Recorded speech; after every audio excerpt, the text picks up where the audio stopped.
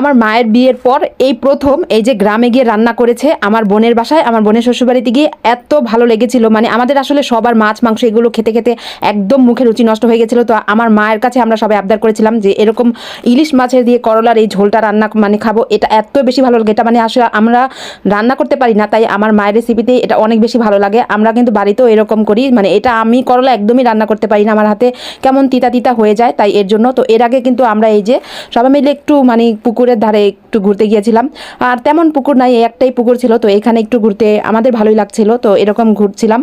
আর এরকম আসলে গ্রাম দেশে একটু হাঁটাহাঁটি করতে ভালোই লাগে, মন মানসিকতা একটা অন্যরকম শান্তি লাগে। তো আমি তো এর আগে আমার রেসিপি দেখিয়েছি, এবার কিন্তু আমার মায়ের হাতের রেসিপি। তো আসলে একদমই ইচ্ছে ছিল না ওনার রান্না করার, তো আমরাই বলেছিলাম যে এরকম আমাদের এই রান্নাটা করে দিতে। তো আমার মাও বলেছিল, যে মাও খুশি হয়ে গিয়েছিল যে এরকম একটা রেসিপি আমাদের এখানে গিয়ে তারপর রান্না করে খাওয়াইছে। মানে সবাই অনেক খুশি, মানে মজা করে ভাত খেয়েছি। আমি তো আর সহ্য করছিলাম না, এটা রান্না হওয়া মাত্রই কিন্তু ভাত খেয়ে ফেলেছিলাম। তো কেমন হয়েছে আজকের রেসিপিটা অবশ্যই কমেন্ট করে জানাবেন। আর এরকম ইলিশ মাছের ঝোল, করলা দিয়ে ঝোল রেসিপিটা কে কে পছন্দ করেন? আমরা তো অনেক বেশি পছন্দ করি, আর সবসময় তো আমার রেসিপি দেখেন।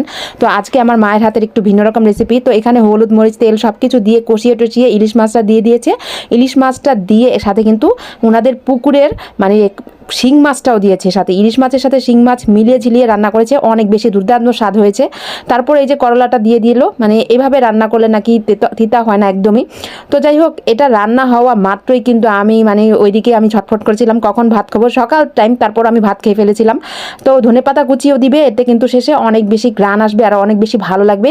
তো মায়ের রেসিপি, এই রেসিপিটা কিন্তু আমরা কখনোই কেউই রান্না করতে পারি না। করলাটা বিশেষ করে আমার রান্না করতে অনেক ভয় লাগে, আমার হাতে কেমন জানি তিতা হয়ে যায়, আমি জানি না, অনেক চেষ্টা করি যাতে করলাটা তিতা না হয়। আর এরকম মানে কোথাও গিয়ে রান্না করার অভিজ্ঞতাটা আসলে খুব কম আমাদের, কিন্তু এইবার এত খুশি লেগেছে জানি না কেন, অনেক ভালো লেগেছে। তো যাই হোক, এইদিকে এই তো ধনেপাতা কুচিও করে ফেললো। তো ধনেপাতা কুচি করে দিয়ে এখন আমি তো মানে অপেক্ষা করছিলাম কখন ভাত খাবো। তো এইদিকে এই তো বাইরে এসে একটু আমি ঘোরাঘুরি করছিলাম ওইটা হতে হতে। তো এইদিকে এই তো সুপারি এগুলো আমরা ঢাকায় নিয়ে যাব, তো এর জন্য অপেক্ষা করছিলাম যে কখন আমি ভাত খাবো। তো এটা হওয়া মাত্রই আমি আর মানে সহ্য করতে পারছিলাম না, আমি প্লেটে ভাত বেড়ে আমি খাওয়া শুরু করলাম।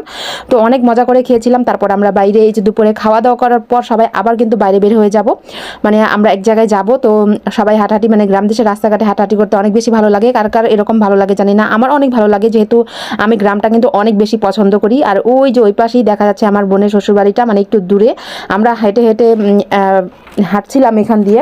তো ওই পাশে আমার ভাগ্নি, এই যে ও সবার বড় রাইসা, ওই বলছিল, জানি না আমি আসলে আমার সঠিক চেনা নাই। তো এইদিকে হাঁটছিলাম, খুবই সুন্দর এই রাস্তাটা, মানে অসাধারণ সুন্দর। এটার অপোজিটেই আমার বোনের শ্বশুরবাড়িটা, এটা আমি শিওর হয়েছিলাম, কারণ এটা আমি চিনতে পেরেছি, কারণ আমি দূর থেকে মাঝে মধ্যে তাল গাছের ভিডিওতে দেখাই যে তাল গাছটা, সেই জায়গাটাই এটা। আর খুবই ভালো লাগছিল, খুবই সুন্দর জায়গা। তো সবাই ভালো থাকবেন, সুস্থ থাকবেন, স্বপ্নের পথে সাথে থাকবেন। আমি অনেক সুন্দর সুন্দর রেসিপি নিয়ে আসতে পারি, দোয়া করবেন। আল্লাহ হাফেজ।